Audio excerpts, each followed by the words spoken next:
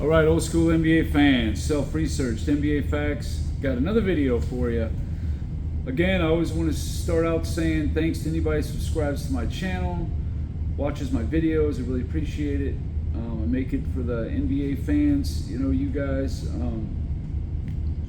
probably don't really care about the new NBA that much, or just you realize that, the older era is much better.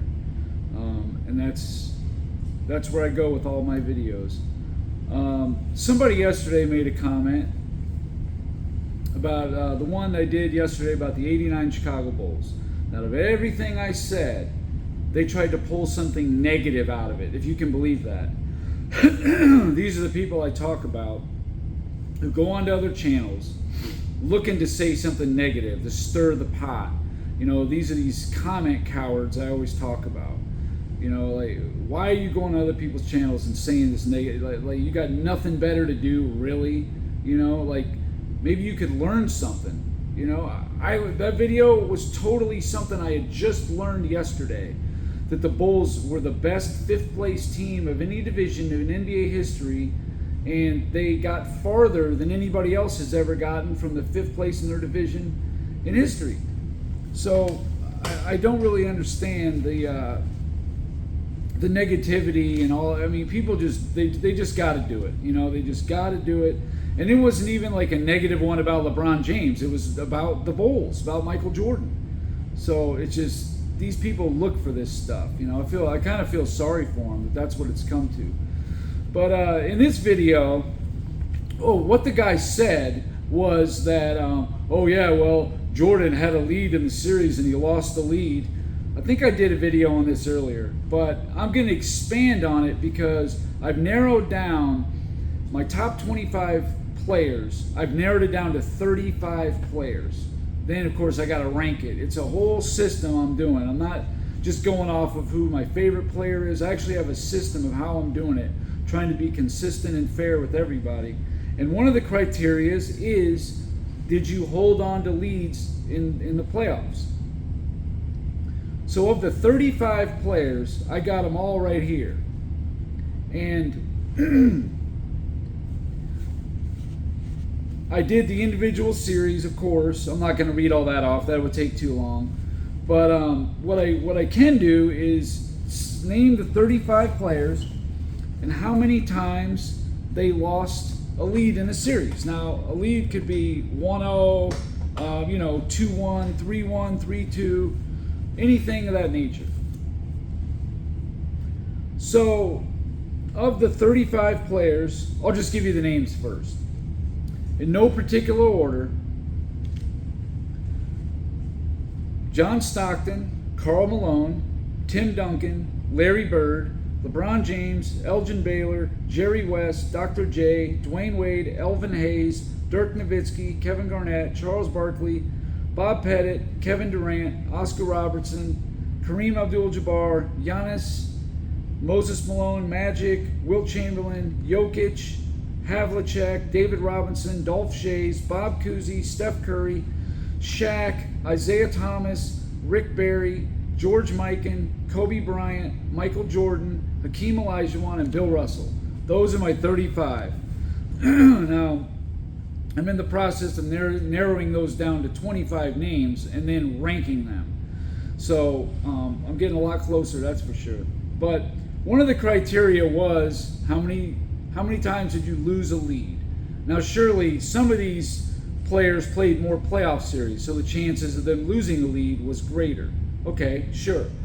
But I don't even know if that really mattered much, because some of these guys lost plenty of leads and didn't have as many playoff series. So I'm going to go in reverse order of who had the most leads lost of the 35 names I just gave you.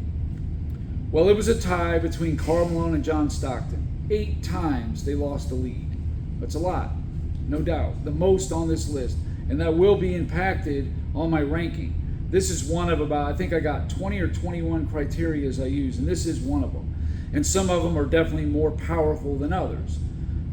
This one here is probably, middle of the road, but definitely a factor. The next one is Tim Duncan. 6 leads he lost. I mean, that's quite a bit, you know, and that is going to go against Duncan, but you know, he's going to have a lot of other things to make up for that because, you know, he's got the 5 championships, the MVPs, all that sort of thing, the longevity, all the all defenses. He's going to be just fine. This is just a little hiccup for him. The players that have lost the lead 5 times: Dwayne Wade, Dr. J, Jerry West, Elgin Baylor, LeBron James, and Larry Bird. So all you LeBron guys are like, I think the guy's name was B-Ball Goat. I think that was the guy who came on yesterday and made a smart comment. Well, out of the 35 players that I got, only 3 have lost more leads than LeBron James. So you take that for what it's worth. So don't come in here talking about Michael Jordan lost a lead to the Pistons. We'll get to Jordan, don't worry. So players that have lost a lead 4 times: Elvin Hayes, Dirk Nowitzki, Kevin Garnett, Charles Barkley, Bob Pettit, Kevin Durant, Oscar Robertson, Kareem Abdul-Jabbar. Of the players who lost a lead 3 times: Giannis, Moses Malone, Magic, and Wilt Chamberlain. I was surprised that Giannis already has 3. That was very surprising to me. Players that have only lost 2 leads before: Nikola Jokic, of course, he's only about halfway through his career; John Havlicek, David Robinson, Dolph Schayes, Bob Cousy, Steph Curry, and Shaq. Those players have only lost the lead twice. Now, the players that have only lost the lead 1 time ever in a playoff series, meaning they were leading in the series, but the other team came back to beat them: Isaiah Thomas, Rick Barry, George Mikan, Kobe Bryant, Michael Jordan, and Hakeem. Hold on. So yeah, anyway, of these 35 players who I've deemed to be the top 35 players in NBA history, there's only 7 that have only blown a lead in the playoffs once or 0. The only person who's never did was Bill Russell. He's the only one. So between Russell, 0 obviously, then for only 1 was Olajuwon, Jordan, Kobe, Mikan, Rick Barry, Isaiah Thomas. That's it. That's the only players that have only had 1 blown lead. And for players like Olajuwon, Jordan, and Kobe, well, they were like the 6 and 7 or 8 seed going up against a better team. Kobe did blow a 3-1 lead though. That'll be a little hit on it, but not really, because that's it. Kobe never lost when he led in a series, other than that one against Phoenix when they were up 3-1. That's it. And Jordan, the only one, was at 89, against Detroit. They were up 2-1. Detroit came back and won the 3 in a row. They created the Jordan rules and all that kind of stuff. But as you can see, LeBron James is not in that group. Okay, he's not even in the group that has 2 or 3 or 4. No, he's in the group that has 5. With Jerry West and Dr. J and Elgin Baylor and Dwayne Wade and Larry Bird. Those guys. And some of those leads, like Larry Bird, you're talking the 76ers, the Lakers. It's really good teams. Not making an excuse, because a blown lead's a blown lead. I don't distinguish between competition, because if you're in a position to go ahead, that means you had a chance to win that series, especially if it's a 2-1, a 3-2, or something, so on and so forth. You had a chance to win that series if you took the lead. Tim Duncan lost 6 of these such series. That's a lot. But Karl Malone and John Stockton, that surprised me. I know they'd blown a few, but I had no idea they had blew 8 leads. So, LeBron should be thankful for those guys, or else his would stick out even more. But yeah, he's among one of the highest ones here. So I wouldn't go casting stones against Michael Jordan, who's only blown the 1 in his whole career, when LeBron has, blown 5 leads. Anyway, that's about it for this video. I'm definitely going to have another one. I kind of a twofold. I wanted to get the names out there of who we're talking about here. And I know there's going to be other guys. People are going to say, hey, what about Allen Iverson? What about Kevin McHale? Well, they just didn't make the cut for different reasons.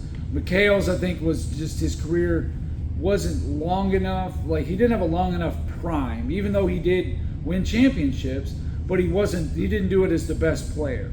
And he did have opportunity to be the best player, short-lived, but never really amounted to much. And he was playing on one of the greatest front lines of all time, if not the greatest front line of all time.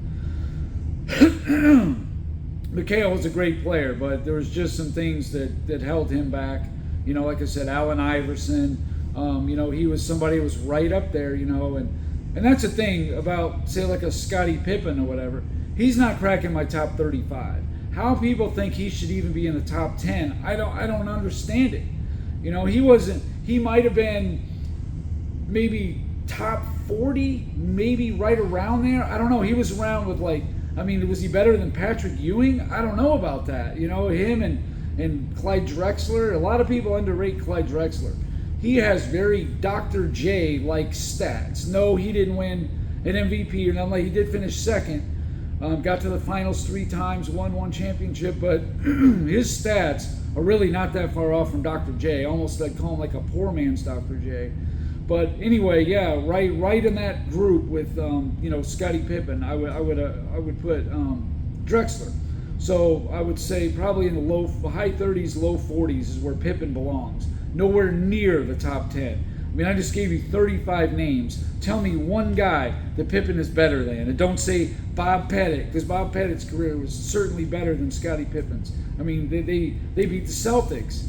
The only team to beat them for a 10-year span until the 76ers beat them in 67. I know Russell was beat up, missed 2 games, parts of 2 others, but still, the only team to do it.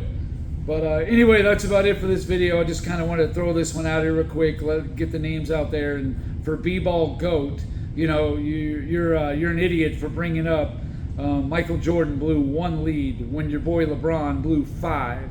With only 3 guys who had more. As far as top 35 players and so on. So anyway, that's it. Thanks for watching.